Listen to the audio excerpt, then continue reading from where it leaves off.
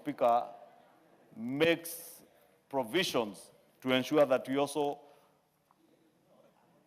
offer proper surveillance to know if we are depleting a particular species of our fish from our lakes, from our oceans, from our rivers, and those who are farming fish in fish ponds and other aquaculture places, that you have adequate surveillance to know if that particular species, the stocks are going down. How do you produce more of it, that particular species, to ensure that we do not deplete our stocks and depend on imports from other countries, Honorable Speaker? It's also important, as I said, to ensure that we have proper mechanisms that ensure that we know there are certain species of fish that are very expensive. And those who partake of fish know. The salmons, the tunas, that you may not have adequate stocks in our country. And we must be able to know the level of consumption of these species in the country, whether it is in our schools, in our hotels, in our hospitals, Honorable Speaker, so that you also monitor who is importing these fish and from where, and to ensure, just like I was saying before, on the feed and food and feed quality bill, we ensure that even those who are farming fish, the feed that they are feeding these fish with is feed that is safe and secure for human consumption. Honorable Speaker, this bill also establishes the Fish Marketing Authority, which will also be managed by a board of directors. And this marketing authority is what will be charged with marketing our fish and fisheries products from Kenya, Honorable Speaker. So that, again, we do not leave it to the elements or to just business people to market our fish. You have an authority that specifically deals with marketing our very delicious tilapia. I'm told our tilapia is very delicious. I have never eaten it, I do not know, but I am told so. And Millie, I never doubt anything Millie Odhiambo tells me about fish, because she tells me she's an expert not just in growing fish, in fishing, but also in its consumption. And therefore, when she tells me that our tilapia is far more delicious than that is being brought in from China, I want to believe that is true. And therefore, we cannot depend on business people to market our fish. We must have an authority that helps us to market not just our fish, but also other fishery products, Honorable Speaker, including the cod liver oil that we all took as young ones to help boost our immunity.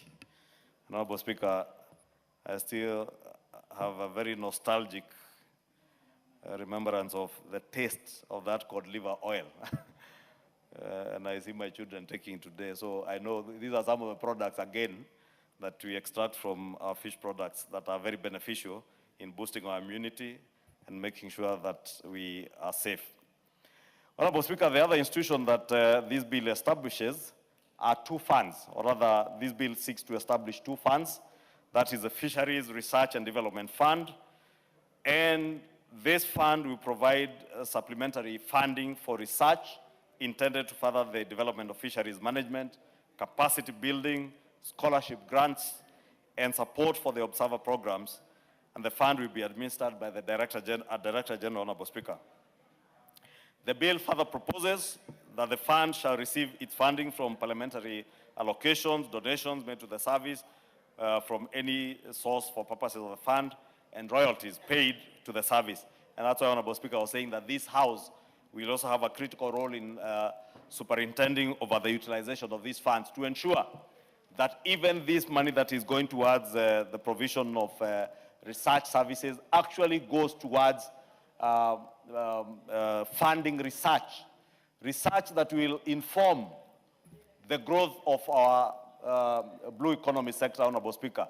Research that will inform the fisher folk in Lake Victoria to be able to know what fish species are growing faster in the cages, which ones are able to survive for those who are doing cage farming in Lake Victoria. And you've seen in the recent past the challenges that the fisher folk have had along the Lake Victoria belt with those who are engaging cage farming, waking up one morning and finding all their fish dead.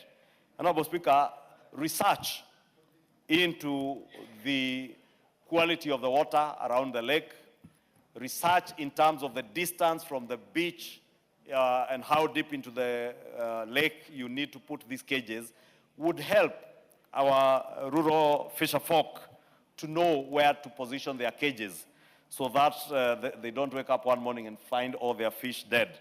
As I'm saying, this fund, this Fisheries Research and Development Fund, will be a critical element in the provision of research, timely research, to be able to educate our fisher folk and also people who are scientists who are doing this research, to ensure that they are properly funded. And this will also offer scholarship grants, as I said, to scientists and our university students to be able to advance their studies in marine education and the fisheries sector. Honorable Speaker, this fund, as I said, will get allocations, again, money appropriated by this House, and therefore it's important that the House plays its critical role in terms of oversight. And Honorable Speaker, the second fund that is being established under this bill is the Fish Levy Trust Fund, which will provide additional funding for activities that are related to the management, development, and capacity building, awards, and urgent mitigation to ensure sustainability of the fisheries resource. The fund, again, is to be managed by a board of trustees. And critically, Honorable Speaker, this fund is primarily funded by the levy imposed by the Cabinet Secretary on persons engaged in fishing or fishing activities.